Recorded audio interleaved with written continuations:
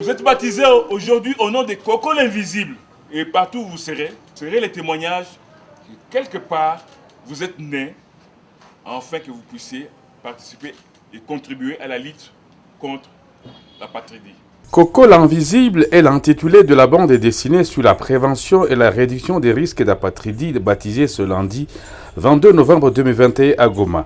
C'est au cours d'un déjeuner de presse que l'Agence des Nations Unies pour les réfugiés a présenté l'œuvre réalisée par les artistes locaux de l'Académie Kivu Art. Cette bande dessinée retrace l'histoire d'un gamin sans papier d'identité et n'ayant pas eu accès à l'acte d'enregistrement de naissance, comme l'a résumé Guillaume Boukassa, écrivain. C'est le fruit d'une collaboration entre le HCR, que je remercie, et ACA. ACA, c'est l'Académie Kivu Art. C'est une maison qui traite sur les dessins, sur l'art, sur la bande dessinée et la formation de jeunes enfants à travers leur talent, afin qu'ils puissent devenir artistes.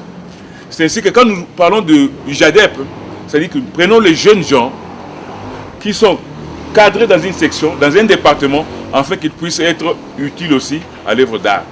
Vous allez le remarquer, la notion de la patrie n'est pas facile. Nous, pour pouvoir concevoir cette bande dessinée, nous nous sommes rendus à Bunia.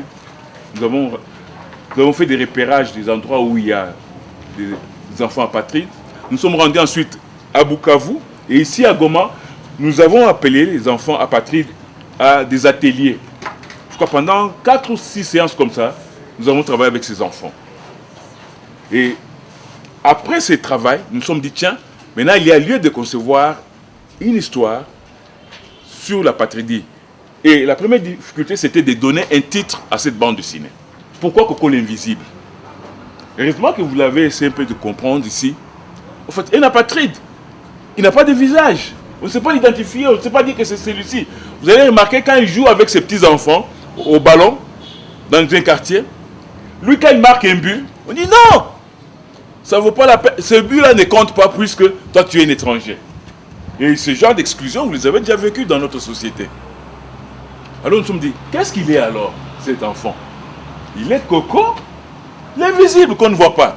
Sans identité, sans visage. Au cours de l'échange qui a été opportun pour le vernissage de la bande dessinée, les nations sur la patridie et les différents actes que posent les partenaires dans la lutte contre ce statut ont été partagés. Madame Berthe Tchekanabo, chef de division provinciale de la justice au Nord Kivu, a dit que les avancées au pays vers la prochaine ratification de la convention contre la patridie ont commencé au Nord Kivu, mais les défis sont encore sur le chantier.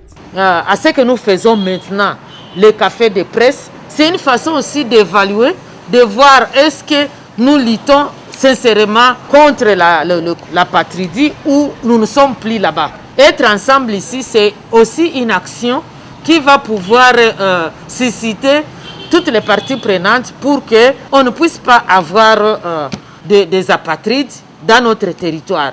Il faudrait que tous les enfants qui naissent, parce qu'on doit commencer par là. Pour obtenir même le certificat de nationalité, il faut être d'abord congolais, avoir une attestation, un acte de naissance. Et pour avoir l'acte de naissance, il faut être enregistré. Si vous avez déjà dépassé les délais, il faut passer par le jugement supplétif. Je voudrais qu'on mette même ensemble des efforts, chercher par quels moyens, même arrêter les adultes. Le mur de la façade extérieure du bureau du HCR ayant été peint pour sensibiliser la population autour du phénomène d'apatridie a été dévoilé à cette circonstance.